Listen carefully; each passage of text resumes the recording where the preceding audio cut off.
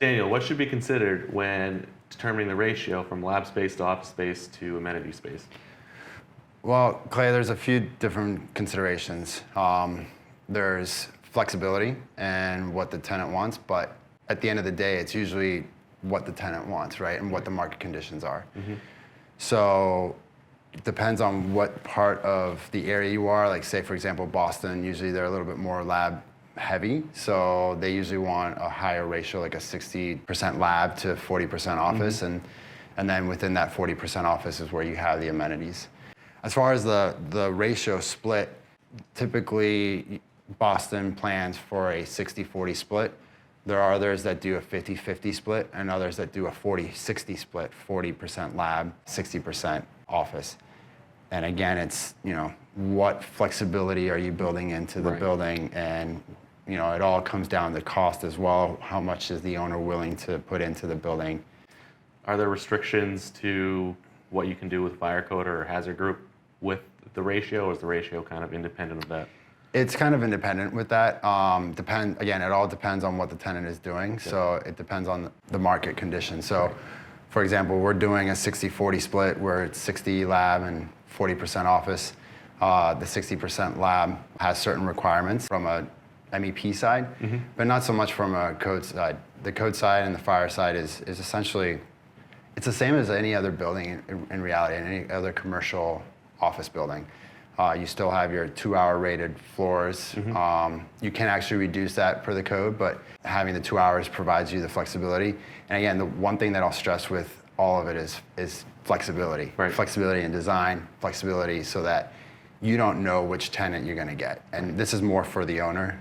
Each tenant is different. Right. Each tenant will want different things. And as you know, in 100 Forge, there's different tenants, and some of them are requiring a lot heavier stuff for lab, a lot heavier requirements, and some other ones are doing more office space and sort of dry research. So they don't need a lot of the amenities. Are there any special considerations for fire code other than your 2-hour separations, or is that really dependent on what the actual use of the lab will be? Not necessarily the use of the lab, but it's more about the chemicals or the hazardous stuff that they're going to be using in that space. It's really, no different than any other commercial office building, which with the 2-hour rated floors. And the reason I keep mentioning the 2-hour rated floors is because it does provide you the most flexibility. There's two things that I think of with the flexibility of that. One is a horizontal separation. So with the 2-hour floors, obviously you have the bottom and the top. You can always put a 2-hour wall, and then you can have a horizontal egress added to the floor so that it really can either increase your occupancy, depending on fixtures, counts, and all that, but it increases your occupancy. So doing these core and shell lab buildings, what kind of considerations or special measures do you take to make sure you have the room for the MEPs? Is there a certain floor-to-floor height you're trying to hit? How do you like constructing the shafts? Well, you know a lot about that stuff too. We've dealt with a lot of it on 100 Forge. There's a lot of considerations that you need to take into account. 18-foot floor-to-floor is like your minimum for these mechanical spaces, mechanical penthouse. Right. In order to fit the large equipment that it requires. Those air handlers, exhaust units, they're pretty big. And there's a lot of equipment that goes into it. And it's all about moving air, right? Right. And air, safety. Process water. Especially with the coordination, the model coordination that happens before construction. Right. And so fitting every single pipe, fitting every lab waste, piping, all the air handlers, exhausts. Right. Some of the other considerations on the MEP side is shafts. Take, for example, back to the ratio. If the owner doesn't want to put in all of the mechanical equipment day one, for example, and they don't see tenants coming in needing high requirements for life science or hazardous exhaust, they could plan for a 60-40 split and size the building and the shafts for that 60-40 split and put in the ductwork that's that size. But then the mechanical equipment, they could downsize it for day one, that there's not many requirements, and then expand it later on. And so that's kind of a consideration that builds in flexibility that would allow a building to adapt and change to any requirements. When you're planning for the future like that and you have shafts going up a tall building, What do you do to plan for access into the shafts? Because that's always a tough challenge once the shaft's built, is getting back into it and access all the way up. Right.